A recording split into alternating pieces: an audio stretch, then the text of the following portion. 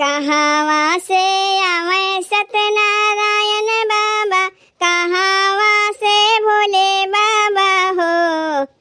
कहवा से आवे सत्यनारायण बाबा, कहवा से भोले बाबा हो।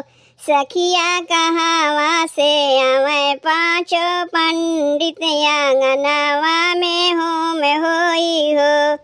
सखिया कहवा से आवे पांचों पंडित, आंगनवा में होम होई हो। स्वर्ग से आवे सत्यनारायण बाबा, पर्वत से भोले बाबा हो।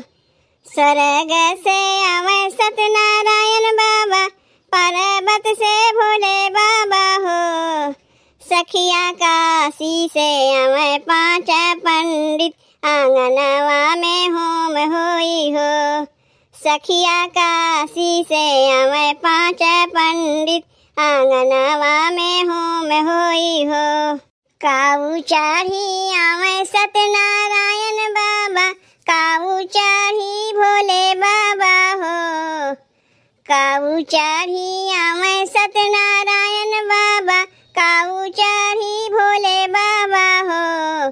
सखिया काऊ चढ़ी आवे पांचों पंडित, आंगनवा में होम होई हो।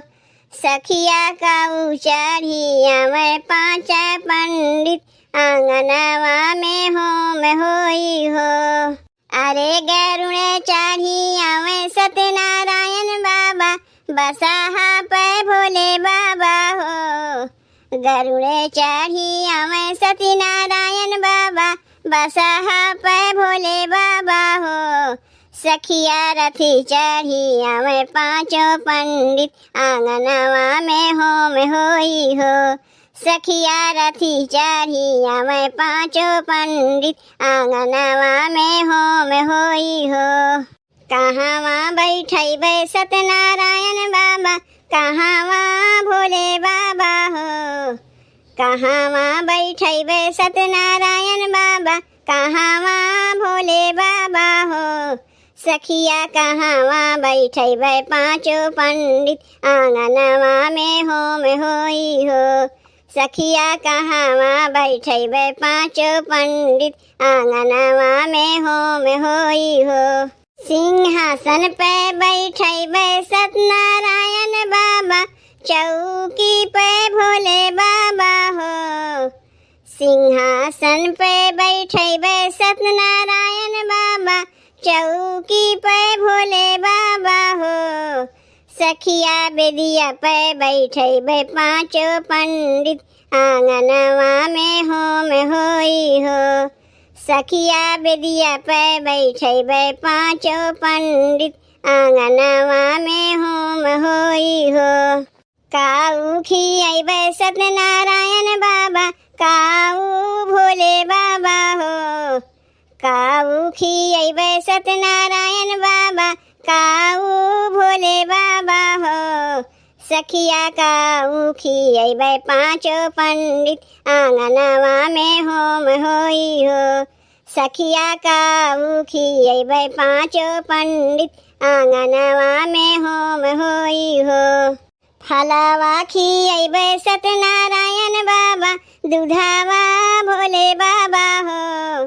फलवा खियैबे सत्यनारायण बाबा, दूधवा भोले बाबा हो। सखिया पूरी सोहारी पांचों पंडित, आंगनवा में होम होई हो। सखिया पूरी सोहारी पांचों पंडित, आंगनवा में होम होई हो। कवन आशीष दइहे सत्यनारायण बाबा, कवन भोले बाबा हो। कवन आशीष दइहे सत्यनारायण बाबा, कवन भोले बाबा हो। सखिया कवन आशीष पांचों पंडित, आंगनवा में होम होई हो। सखिया कवन आशीष पांचों पंडित, आंगनवा में होम होई हो। अनाधाना दई है सत्यनारायण बाबा, सुख दई है भोले बाबा हो। अनाधाना दई है सत्यनारायण बाबा, सुख दई है भोले बाबा हो। सखिया फरे फूले पूरा परिवारवा, आशीष दही है पांचों पंडित हो। सखिया फरे फूले पूरा परिवारवा, आशीष दही है पांचों पंडित हो। बेटी जुगा जुगा रहवाही बाती, आंगनवा में होम होई हो। बेटी जुगा जुगा रहवाही बाती, आंगनवा में होम होई हो।